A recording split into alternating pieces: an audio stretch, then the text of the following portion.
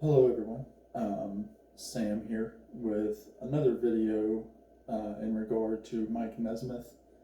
It is December the 11th, 2021, so it's been a little over a full day since we've received the news of Michael Nesmith's passing.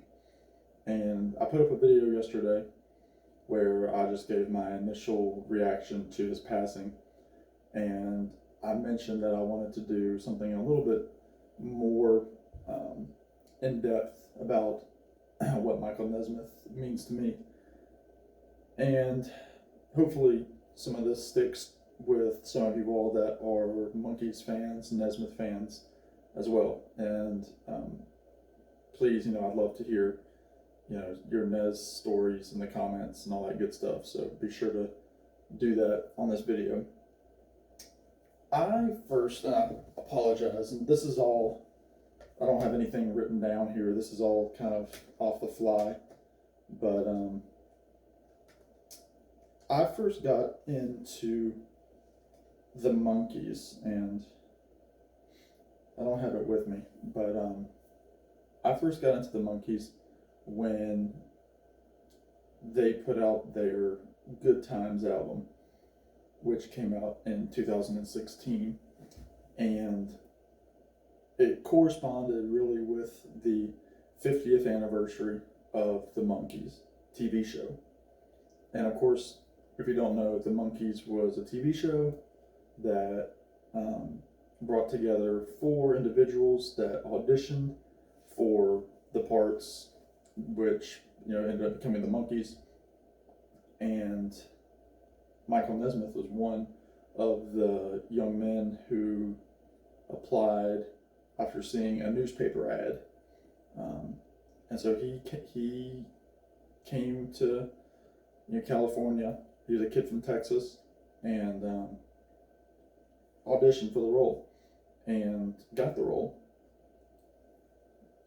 And what was really neat is that when he auditioned, he was wearing his traditional green wool cap that became known to Nesmith, and the producers, the talent scouts, loved the hat so much that they wanted him to wear it throughout the series as like his shtick, and they even wanted to call his character Wool Hat, but Nesmith immediately said no to that he wanted to be known as Mike, just the same way as Davy, Peter, and Mickey would be referred to as their real names.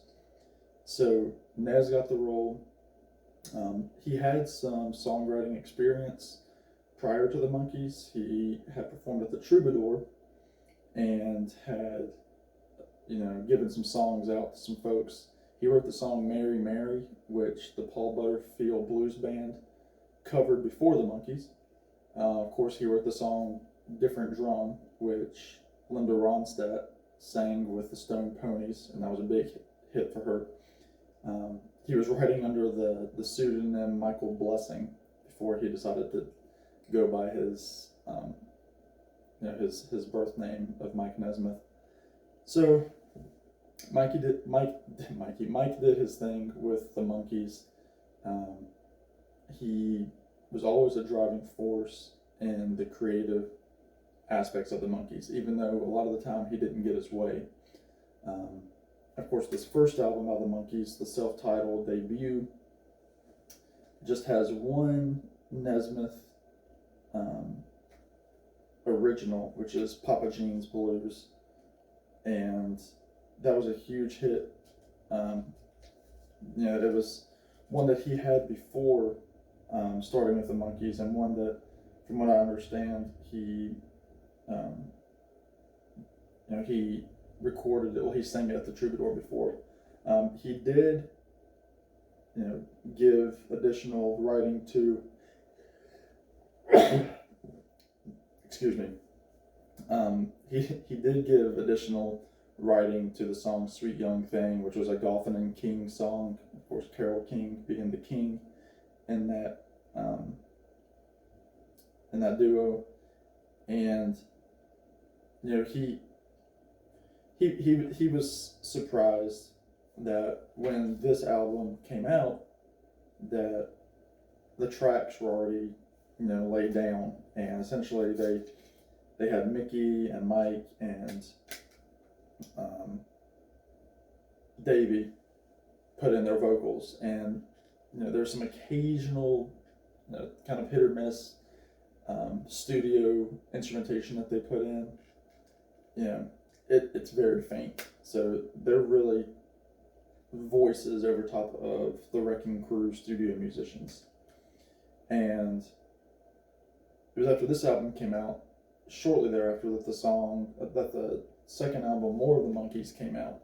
And More of the Monkeys really upset the Monkeys, but especially Mike, because they didn't even know it was going to be an album. I mean, they had put in studio time, they recorded a bunch of songs, and the producers were really pushing for this show, because the show, The Monkeys, was really about a band that was struggling to achieve success. They were kind of like the anti-Beatles. Like, these guys wanted to be the Beatles, but couldn't make it in the business. That was the show.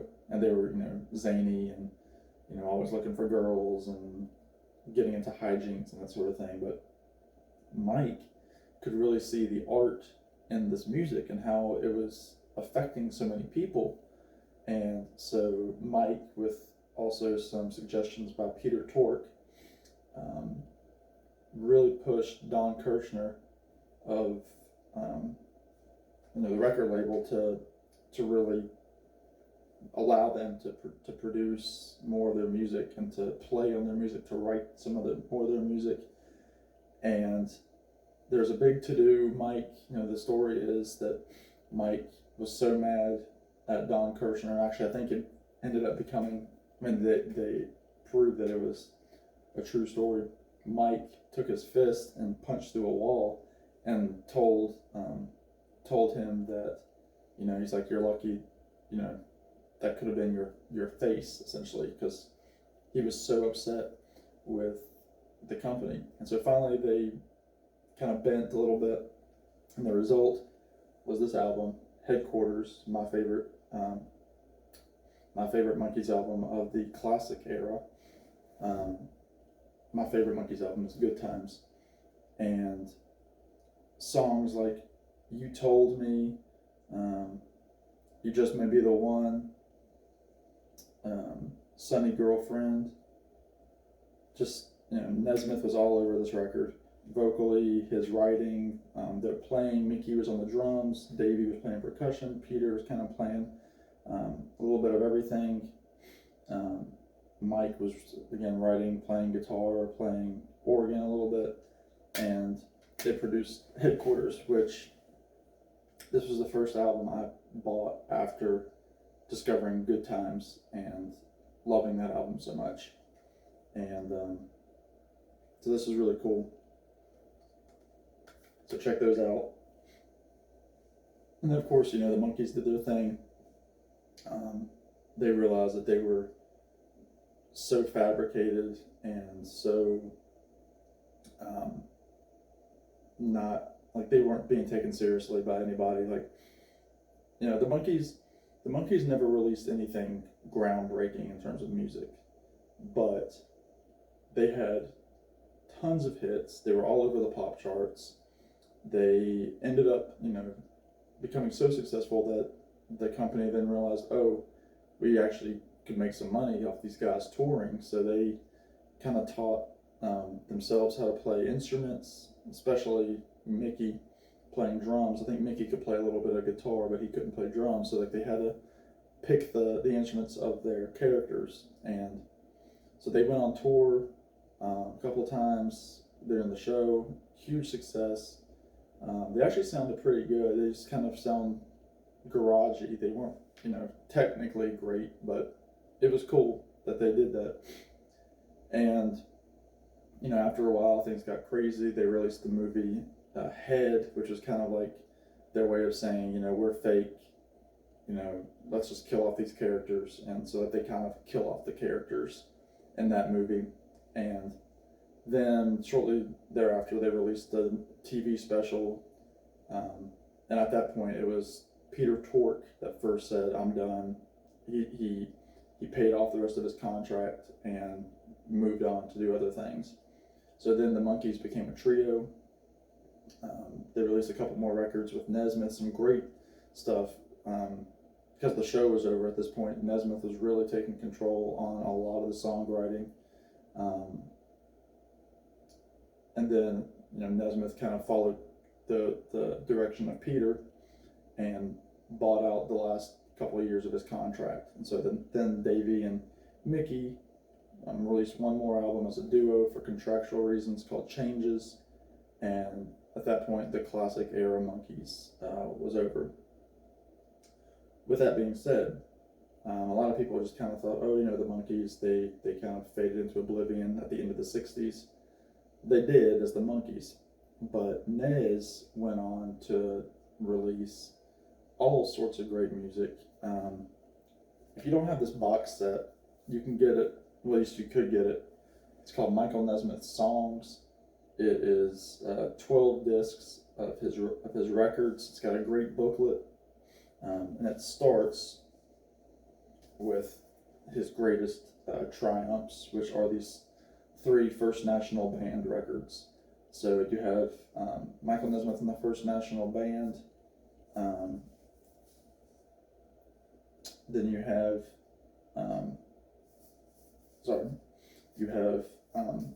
Magnetic South, Loose Salute, and then Nevada Fighter. And these are considered his Red, White, and Blue trilogy albums. And really, there's not a whole lot of difference in terms of he didn't progress from this album to this album. They were released very fast. 1970 and 71, these 3 albums came out. Nevada Fighter has a lot more covers on it, but the style is pretty much the same, I think. But I like to listen to these records as if they were one album. And he essentially put together a country rock band, which included Red Rhodes, the pedal steel player that kind of became Mike's partner in his solo work. Great stuff on here. I mean, he had songs, Calico Girlfriend, The Crippled Lion, Joanne was probably his biggest solo hit. Beyond the Blue Horizon, 9 Times Blue, Little Red Rider, great stuff. Silver Moon, Dedicated Friend, Tango Amor. He does another version of Listen to the Band, which is a Monkees tune, Lady of the Valley, and then on Nevada Fighter, you have Grand Ennui, Propinquity, I've Just Begun to Care, Only Bound, the title track, and then he does a great version of Texas Morning, which was written by Michael Martin Murphey, who also wrote the Monkees song What Am I Doing Hanging Round, which everybody thinks is a Nesmith tune, but it's actually a Michael Martin Murphey tune. And he does a version of Harry Nilsson's Rainmaker on this, and just great stuff. Check those out. Then he ends up going more psychedelic country with Tantamount to Treason. With the Second National Band, he does another album called And the Hits Just Keep On Coming, which was kind of a joke in terms of the title, because Nesmith wasn't really cranking out hits. And anyway, he finally records his version of Different Drum on this. My favorite solo Nesmith song is the song Keep On, which is on this. And this album is just Nesmith with Red Road, so it's like an acoustic album. So it's really cool. And then you have all these other great ones. I mean, you have pretty much your standard Rant Stash, which I know Tommy Burton, my friend, is a big fan of. He was very innovative. He always tried to put art forms together. So he made this album called The Prison, which was sold as essentially like a soundtrack to a book, also called The Prison. So you were supposed to, there was a little mini novelette that you read while listening to this record. And his thought process was, you tell a story in a movie, there's always a soundtrack. Why not do that? Why not do that with a book? So you have The Prison, which I know my friend Glenn Kellaway is a big fan of. Then going into the late 70s, you have From a Radio Engine to a Photon Wing, which is really cool. That has the song Rio on it, which was a really early music video was done on that song. This album came out in 77 under Mike Nesmith's record label called Pacific Arts. And Nez was always going into business ventures, trying to find new ways of doing things. His mom, everybody knows she invented liquid paper, for typewriters, because she was a secretary, and she, from what Nesmith says, was that she was painting her nails and was like, why can't there be a white polish, nail polish, to cover over mistakes on typed documents? And so she became the founder and holder of liquid paper. She passed away, of course, and Nesmith was given a lot of money. And with that money, Nez didn't really have to worry about being successful musically. He just wanted his art to be successful. And Nesmith, he wasn't pumping out gold records. It wasn't like, the Beatles and then Paul McCartney left to do Wings and was pumping out all these, huge hits. Nesmith wasn't. Nesmith was all full of adversity. But like I said, he was a pioneer. So he's doing these, these music videos. He is an early creator, of MTV. He was on the ground floor of MTV and attaching music with videos, just like he did with The Prison and books. He did a show in 1985 called Television Parts on NBC. It was prime time, had all sorts of people in it. Arsenio Hall, Jerry Seinfeld, I think Gary Shandling as well, and a lot of others were part of this kind of like music show, if you like a music video show, and it had comedic parts as well. And so Nesmith he never really lost his edge for entertainment. And then he's got other records, Infinite Rider on the Big Dogma. He kind of changes his voice a little bit on this record. The song Dance, he does his voice really gravelly. The song Magic, he does like a doo-wop, really high falsetto. It's beautiful. He released a few more albums. They weren't as good. I wasn't a big fan of these. This was part of a compilation called The Newer Stuff, where half of it was some of his past songs and the other half was new songs. So it's kind of like a mini album. Then he did Tropical Campfires, and then another book to audio kind of thing called The Garden. And he put out a lot of stuff, and it was all very different. And so of course, the Monkees by this point, doing this, in the 80s, 1986, the Monkees wanted to celebrate their 30th anniversary. Nesmith wasn't really a big part of that. He showed up for a few of the dates as kind of like a guest, and it was only for a few songs. But Davey, Mickey, and Peter went on tour. And so then, they put out a record called Pull It without Nez. Later in the 90s, Nesmith pushed for them to do another album, kind of like Headquarters, only on this album was called Just Us. They recorded all the instruments. They didn't have any studio players on it. And then really after that, Nez didn't really have anything to do with the Monkees. They kind of went on a little tour of Just Us. Nesmith was kind of like, I'm not really into this tour anymore. I'm done. Nesmith leaves. Mickey and Davey and Peter in different configurations tour on and off for different reunions and things like that. Then in 2012, of course, we lost Davy Jones, and Nesmith agreed to join Mickey and Peter on tour with the Monkees, and he was essentially filling in Davy's spot to finish off the tour. and they did it. It's a huge success. They're throwing out a lot of Nez tunes into the set list. It's great.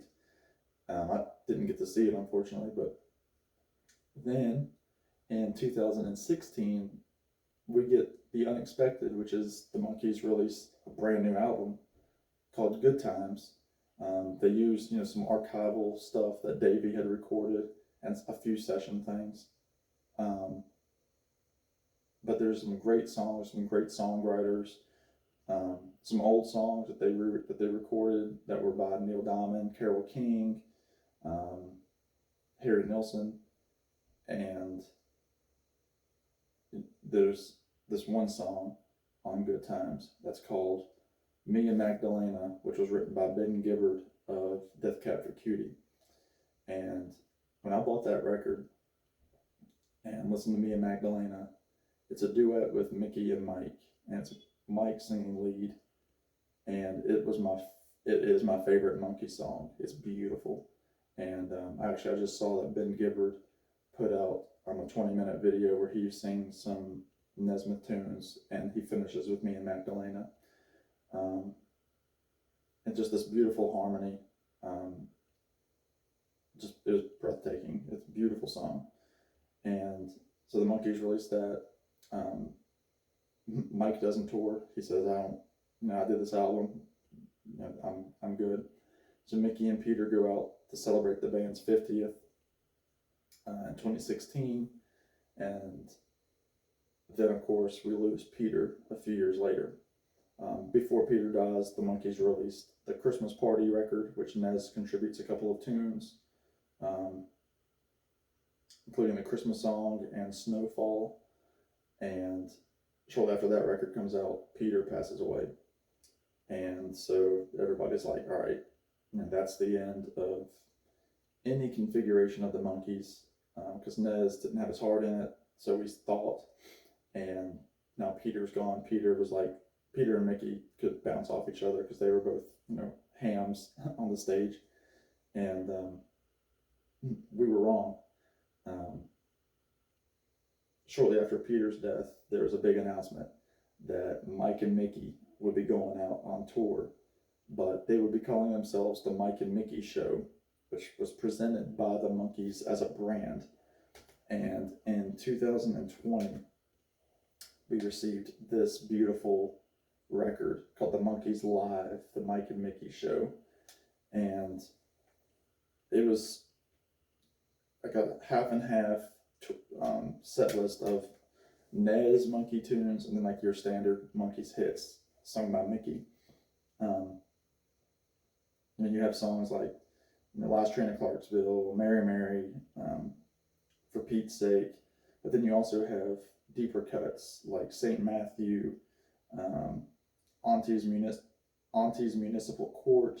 They do a version of Me and Magdalena on here. It's beautiful. Sweet Young Thing.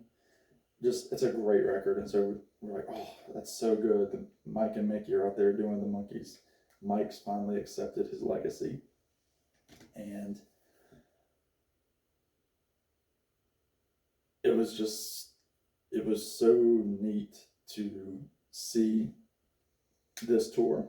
Of course, I think they started the tour in 2018, and going through 2020, they had dates lined up. Of course, they were all canceled due to COVID or postponed, and so then we were waiting. Dates kept getting pushed and pushed and pushed, and finally, they kind of said, "All right, well, this is going to be the farewell tour," because when you're in your upper 70s, a year is precious. Like, a lot can happen in a year health-wise. And Nesmith, during this tour, he had trouble with his heart. He had some breathing difficulties, and he had a huge, heart surgery. And so they said, we're going to put this tour as the last one for the fans. And from what I understand, based on articles that are going out, Nez was a big proponent for this tour. He said, I want to do this tour. He said, I want to give the fans what they want. So they go on tour. Early on in the tour, there's a lot of talk of Nez and his physical condition. He's very thin. He was having more trouble with his cues and his prompts to sing, and you could tell Mickey was really covering some background vocals hard for Nesmith. But when I saw him with my friend Tommy, it was a great show. I mean, he was frail, but they did all the stuff that you'd want them to do. They opened with the song Good Clean Fun, where he says, "I told you I'd be back, now here I am." They did Me and Magdalena, which was a very tearful moment.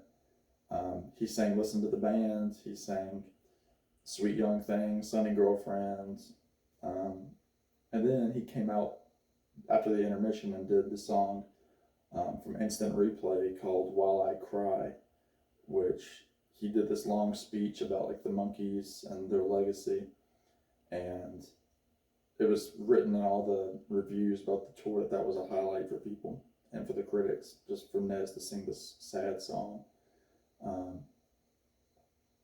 And what really struck me about that show was when him and Mickey sang Daydream Believer for Davy. You know, everybody's got their cell phones out, kind of like, you know, waving them back and forth with the flashlights on.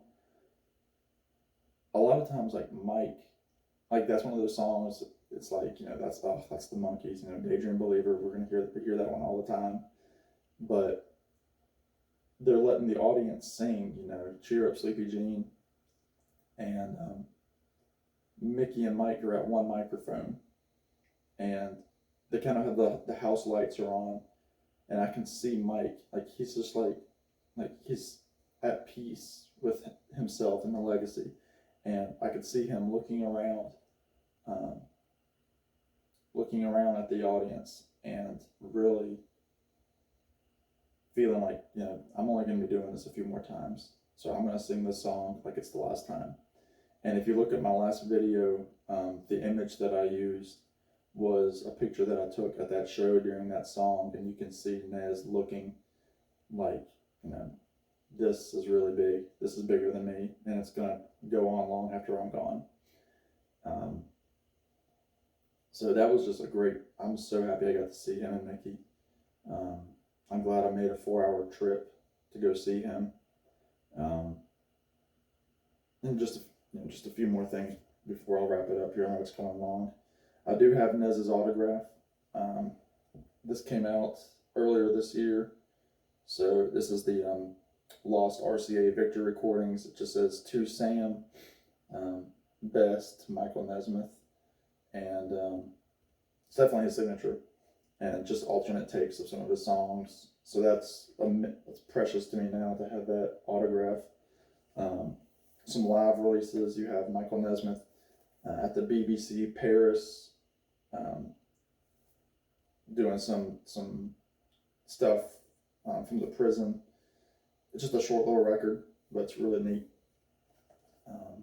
This is Michael Nesmith with Red Roads, Cosmic Partners. It's just a great tour, a great set list. A lot of First National Band songs, and Red Roads just kills it on pedal steel guitar. That's really neat. And then this great live record, which came out in 2018 when Nesmith reformed the First National Band with his sons, and Pete Finney, the pedal steel player who was with the Monkees when I saw him. Great record. He's doing most of the stuff from the first 3 First National Band records and a couple of songs that he did 50 years ago when he was at the Troubadour for the first time. So, I know I've rambled, but, you know, Nesmith deserves 20 minutes of my time. So, you know, I've been thinking a lot about Nesmith. I've been thinking about how his music has been such a joy to me. You know, if you love country rock, if you love the Eagles, if you love, you know, like Sweetheart of the Rodeo by the Byrds, check out at least those first 3 National Band records, and then go from there in the Nez back catalog. If you don't think the Monkees are, you know, worth anything, that they were just a standard pop band, really dig in to their catalog. I mean, really dig in from like Headquarters onward. and you'll find some really good stuff on all the records, even the bad ones like Pull It, or Justice. There's some, you'll find something, but especially check out some Nez tunes. I'm gonna stop rambling. I could keep talking about Nez. I do plan on talking about Nez on Tuesday, with my friend Glenn Kellaway over on his channel. So we'll have a video up where we'll be dissecting some Nez memories and just talking about, monkeys and great music. So thank you all for bearing with me, those of you who have made it this far. I really appreciate it. And it's been a sad weekend for Monkeys fans. So I'm going to keep spinning some Nesmith the next few days, and I hope you are too. So thank you, everybody. Take care.